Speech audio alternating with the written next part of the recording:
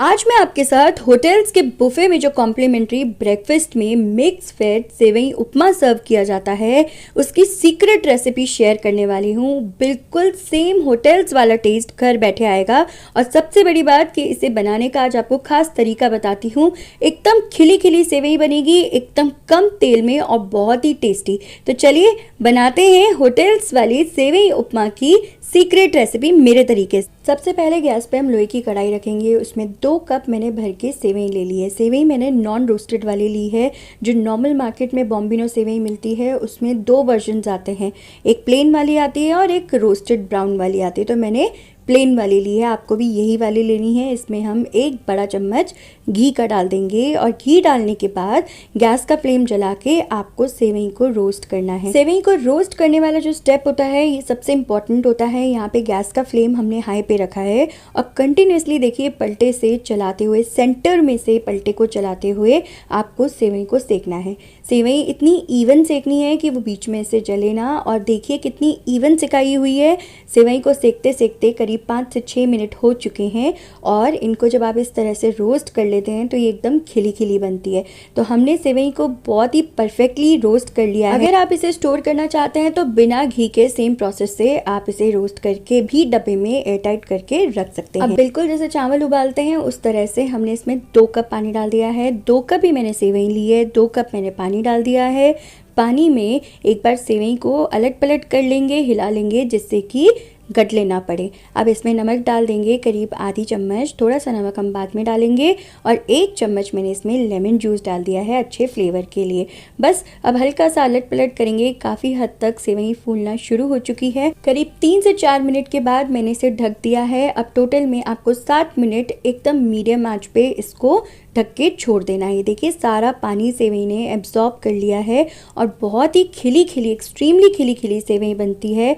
इस पॉइंट पे आप चाहें तो इसे फ्रिज में बनाकर एक डब्बे में स्टोर करके रख दीजिए। 2 से 3 दिन ये खराब नहीं होती है। बिल्कुल जैसे उबले हुए चावल रखते हैं, बिल्कुल जैसे हम राइस की वेराइटीज़ बनाते हैं वैसे ही सिमिलर प्रोसेस से इसकी वेराइटीज़ बना के एंजॉय कर सकते हैं। तो एक स्टील का डब्बा लीजिए और उसमें इस तरह से डाल के उसे थोड़ा ठंडा होने दीजिए। जब ये बिल्कुल ठंडा हो जाएगा उसके बाद आप इसे फ्रिज में स्टोर करके रख दीजिए। 2 से 3 दिन ये बिल्कुल ख़राब नहीं होती और जितना मर्जी रिक्वायर्ड है बस उतना चौंकिए और इन्जॉय कर सकते हैं। बच्चों को आप मॉर्निंग में लंच में दे सकते हैं या फिर शाम को चाय के साथ इसे बना के एंजॉय कर सकते हैं।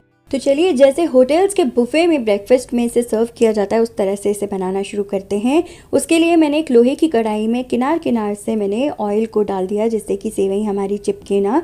करीब 2 बड़े चम्मच ऑयल लिया है, ग्राउंडनट ऑयल। 1/4 चम्मच राई डाल दी है, 1/4 चम्मच जीरा डाल दिया है और आधी चम्मच चना दाल डाल दिया है और आधी चम्मच उड़द दाल। और इसके अंदर 1/4 चम्मच मैंने कुटा हुआ काली मिर्च का क्रश डाल दिया है और 2 चम्मच मैंने इसमें सिंगदाना मूंगफली के दाने डाल दिए और स्प्लिट किया हुआ काजू डाल दिया है 3 चम्मच के आसपास। अब सब चीज़ों को तेज आंच पे कंटिन्यूसली चलाते हुए थोड़ा सा भून लेंगे कलर चेंज होने तक। तो काजू और मूंगफली का कलर चेंज होने तक इन्हें अच्छे से भून लेंगे जिससे कि जीरे का, राई का, दालों का सबका कच्चापन अच्छे से निकल जाए। अब इसके अंदर मैंने आधा कप फ्रोजन मटर, उबले हुए मटर ऐड कर दिए, आधा कप फ्रेंच बीन्स बारीक काट के ऐड कर दी और आधा कप चॉप किया हुआ ऑरेंज वाला गाजर ऐड कर दिया है और 20 से 25 पत्ते मैंने करी लीव्स, मीठे नीम के पत्ते ऐड कर दिए हैं। सब्जियों को भी टॉस कर लेना है आपको एकदम तेज आंच पे कंटिन्यूस चलाते हुए। हार्डली 2 मिनट आपको सब्जियों को ऑयल में पकाना है। यहाँ पे आप ऑयल की जगह घी का इस्तेमाल कर सकते हैं, कोकोनट ऑयल का भी। 1/4 चम्मच गरम मसाला और आधी चम्मच इसमें हल्दी पाउडर ऐड कर देंगे और आधी चम्मच चीनी और आधी चम्मच इसमें नमक भी ऐड कर देंगे।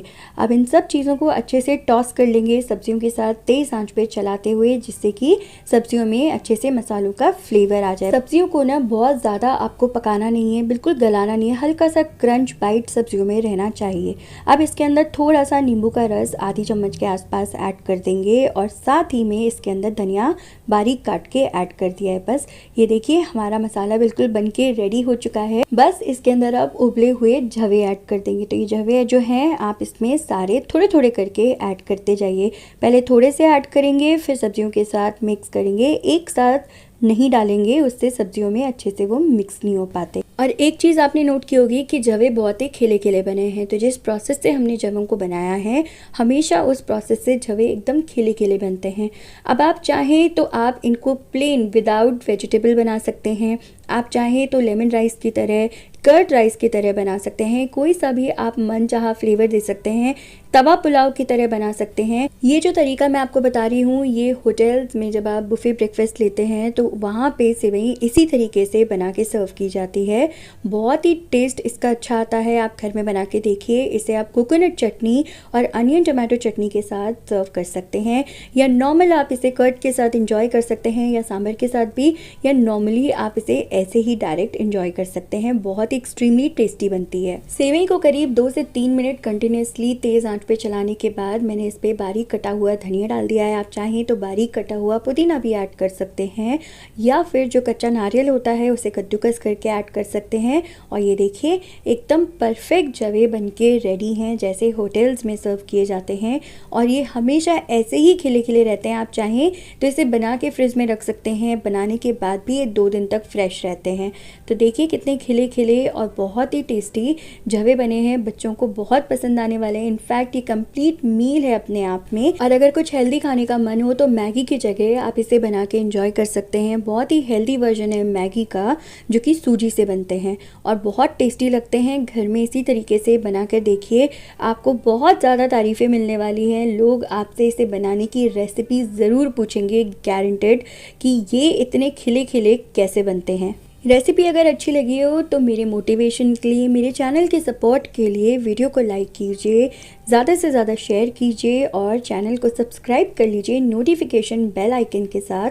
और अपने कमेंट्स द्वारा मुझे बता सकते हैं कि आपको मेरी रेसिपीज़ कैसी लगती हैं और आपके सजेशंस कि आप कौन कौन सी और नई रेसिपीज़ देखना चाहते हैं।